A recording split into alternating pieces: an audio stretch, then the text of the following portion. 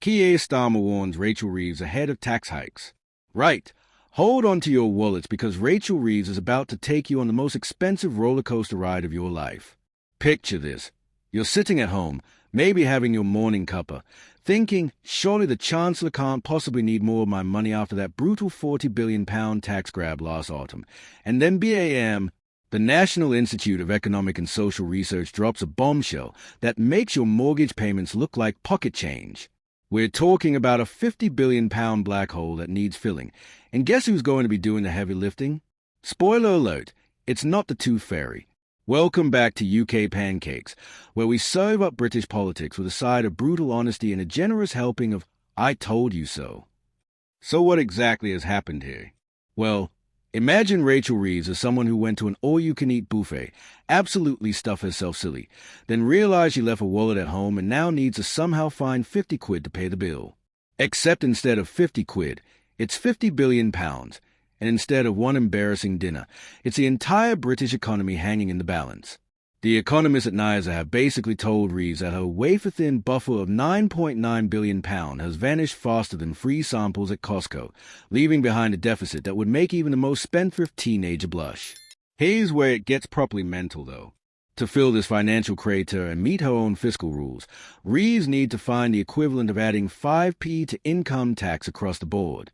Now, I don't know about you, but when someone tells me they need to find money equivalent to slapping an extra fiver on every £100 I earn, my first instinct isn't to applaud their financial planning skills. Professor Stephen Millard from NISA put it beautifully when he said Labour came into power without a plan on the table, which is a bit like showing up to build IKEA furniture without the instructions. Technically possible, but you're definitely going to end up with some very wonky results and probably a few pieces left over. But wait, there's more. Because this isn't just about filling the current black hole. Oh no. The good professor suggests that £9.9 billion buffer is so pathetically thin that any slight change in fiscal circumstances would wipe it away completely. It's like having a chocolate teapot for protection. Looks adequate until you actually need it to do its job. So realistically, we're looking at tax rises that would make even the most hardened accountant weep into their calculator. Now, let's talk about the sheer scale of this financial disaster, because the numbers are genuinely staggering. The think tank calculated that the government's failure to pass planned welfare reforms will cost an additional £13.7 billion. The continuation of winter fuel allowance adds another £1.5 billion to the bill. Then there's the small matter of weaker growth in output and employment compared to what the Office for Budget Responsibility forecasts, which account for a cheeky £22.2 billion difference. It's like watching someone's New Year's resolution to save money completely implode in spectacular fashion, except this person controls the national purse strings. And here's the kicker that really drives the knife in. Despite announcing tax rises worth £40 billion in last year's budget, Reeves has repeatedly refused to rule out another raid this autumn. That's right. After already picking your pockets to the tune of £40 billion, she's eyeing up whatever loose change you might have left. It's like a pickpocket who's so brazen they come back for seconds while you're still checking if your wallet's gone missing. The shadow Chancellor, Sir Mel Stride, absolutely nailed it when he said Labour will always reach for the tax rise lever because they fundamentally don't understand the economy. It's their go-to solution for everything, like that friend who suggests turning it off and on again for every technical problem, except instead of fixing your Wi-Fi, they're systematically destroying your disposable income. Businesses are closing, unemployment is rising, inflation has doubled, the economy is shrinking, and Labour's response is essentially, have you tried throwing more taxpayer money at it? But here's where the political gymnastics get really interesting. Labour made manifesto promises not to raise national insurance, income tax, or VAT on working people, whatever that nebulous definition means. So Reeves finds herself in what NISA calls an impossible trilemma, trying to meet her fiscal rules, keep spending commitments, and follow manifesto pledges all at the same time. It's like trying to juggle while riding a unicycle on a tightrope during an earthquake. Theoretically possible, but you'd need to be either incredibly skilled or completely delusional to attempt it. The proposed solutions floating around are about as inspiring as a damp weekend in Blackpool. Labour MPs and unions are pushing for a wealth tax, which sounds lovely in theory but wouldn't come close to raising £50 billion unless they define wealth as owning anything more valuable than a packet of digestives. Freezing income tax ban for longer is another option being whispered about, which is essentially a stealth tax rise that hits harder every year as inflation erodes the real value of those thresholds. It's like slowly turning up the heat on a frog in boiling water, except the frog is your take-home pay and the water is HMRC's insatiable appetite for revenue. Professor Millard helpfully illustrated the scale of the challenge by suggesting it would require something like a 5 percentage point increase in both basic and higher rate income tax. Now, he was quick to say he wasn't advocating for such a rise, just trying to show how monumentally difficult Reeves' task is. But let's be honest, when economists start throwing around numbers like that, it's not because they think the Chancellor has some magical solution hidden up her sleeve. It's because they are trying to prepare us for the economic equivalent of a root canal without anesthetic. The truly infuriating part is that this entire mess was entirely predictable and largely avoidable. Professor Millard pointed out that everyone knew Labour was going to win the election a good year or two before it happened, which should have given them plenty of time to develop a coherent economic strategy.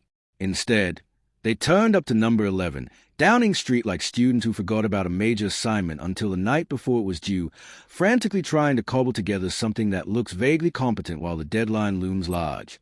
Meanwhile, the wider economic picture continues to paint a portrait of managed decline that would make even the most optimistic spin doctor reach for tissues.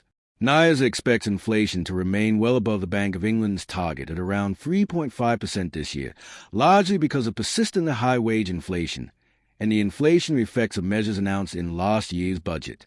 So not only are they planning to tax us more, but they are also ensuring that whatever money we have left buys less than it did before. It's economic masochism with a parliamentary majority. The only crumb of comfort for mortgage holders is that NIAS expect the Bank of England to cut interest rates twice more this year, potentially bringing rates down to 3.5% by early 2026. Though given the track record of economic predictions lately, I'd take that with roughly the same amount of salt you'd use to de-ice the M25 in winter. What makes this whole saga particularly galling is the Treasury's response, which essentially boils down to don't worry, we'll grow our way out of this mess. It's the economic equivalent of telling someone with a maxed-out credit card that they'll solve their debt problem by buying lottery tickets. Technically possible, but not what you'd call a robust financial strategy. The OBR might have said the economy is expected to grow by the end of the decade, but expecting and achieving are two very different things, especially when your policy toolkit appears to consist entirely of various methods for extracting money from taxpayers' pockets. The reality is that Reeves has painted herself into a corner with all the artistic flair of someone using a roller brush in a phone box. She's promised not to raise the main rates of tax that actually generate serious revenue, ruled out the kind of aggressive spending cuts that might meaningfully reduce the deficit, and committed to fiscal rules that require her to balance the books. It's like promising to lose weight while refusing to exercise or change your diet, admirable in theory, but doomed to failure in practice. And let's not forget the human cost of all this economic incompetence. When politicians talk about finding £50 billion in higher taxes or lower spending, they're not discussing abstract numbers on a spreadsheet. They're talking about real money that comes out of real people's pockets, real services that get cut, real businesses that can't afford to expand or hire new staff. Every percentage point of additional tax is someone's holiday cancelled, someone's home improvement postponed, someone's dream of starting their own business put on indefinite hold. The most tragic part is that none of this needed to happen. With proper planning, realistic manifesto promises, and a coherent economic strategy developed before taking power, Labour could have avoided walking straight into this fiscal minefield. Instead, they've managed to combine the worst aspect of political opportunism with economic illiteracy, creating a perfect storm of disappointment that will likely define their entire tenure in government. So where does this leave us? Well, if you're a taxpayer in Britain today, you're basically a passenger on the Titanic, except instead of hitting an iceberg, you're watching the crew deliberately steer toward one while insisting everything is under control. The lifeboats are labeled fiscal responsibility, but they seem to be full of holes, and the captain's response to taking on water is to ask passengers to contribute more buckets. Rachel Reeves will undoubtedly announce her autumn budget with all the fanfare and optimism she can muster, talking about difficult but necessary decisions and building a stronger economy for the future. But underneath all the political rhetoric, the brutal mathematics remain unchanged.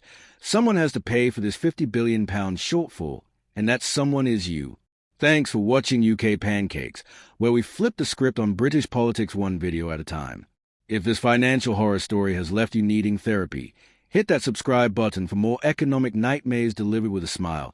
And don't forget to ring that notification bell because trust me, you'll want to know when the next chapter of this disaster unfolds.